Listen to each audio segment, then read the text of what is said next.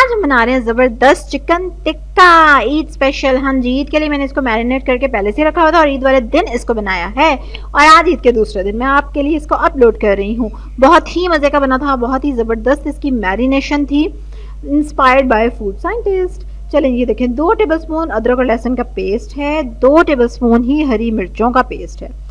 ये दही है जिसको मैंने मलमल के कपड़े में डाल के लटकाया हुआ था, 2 टेबलस्पून, 2 टीस्पून नमक, 1 टीस्पून लाल मिर्चें, मुगलई गरम मसाला है, ये काली मिर्चें हैं। उसके बाद हमारे पास कचरी पाउडर है 1 टीस्पून और इसी तरह से 1/4 टीस्पून हमारे पास कबाब चीनी है पिसी हुई, भुना और कुटा ज़ीरा और सूखा धनिया है।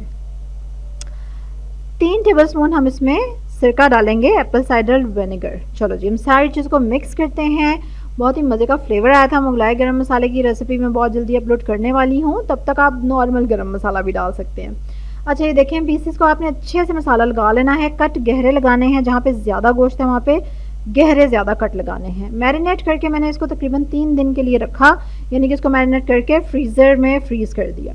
अब ईद वाले दिन हमने आग जलाई और बहुत ही ज़बरदस्त आग जलाने का तरीका मैं आपको ऑलरेडी बता चुकी हूँ, वीडियो डिस्क्रिप्शन में आप देख सकते हैं। उसको देखने के बाद बारबेक्यू की आग जलाना कोई मसला नहीं होगा आपके लिए। और उसके बाद हमने क्या किया, अपने जो टिक्के थे उनको फ्रिज से बाहर निकाल के रखा हुआ था 1-2 घंटे पहले, ताकि वो थौ हो जाएं अच्छे से। फिर उनको मैंने सीखों में पिरो दिया इस तरह से, ठीक है, 2-2 सीखों में, और फिर उसको हल्की आंच पे आपने पकने देना है। मतलब कि कोयलों की आग बहुत ज़्यादा तेज़ नहीं होनी चाहिए। वैसे तो मैंने डिटेल्ड बारबेक्यू की टिप्स की वीडियो बनाई हुई है, वो भी डिस्क्रिप्शन में मैं लिंक दे दूँगी ताकि आपको ज़्यादा आइडिया हो जाए।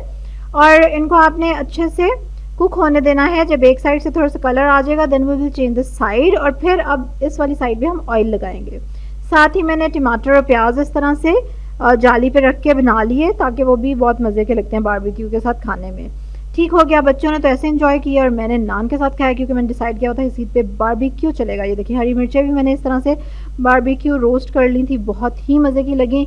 रायते के साथ बहुत एंजॉय किया मैंने, मेरे बच्चों ने, और मसाले का फ्लेवर ज़बरदस्त था, बिल्कुल रनी मसाला नहीं था और बाकी मसाला ऊपर चिपका रहा।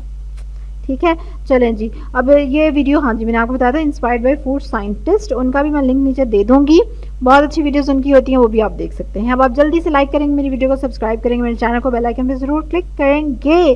कमेंट में बताएं कि आपने ईद के पहले दिन क्या बनाया और बारबेक्यू बना रहे हैं आप, आपका पहला एक्सपीरियंस है या आप बनाते रहते हैं अक्सर।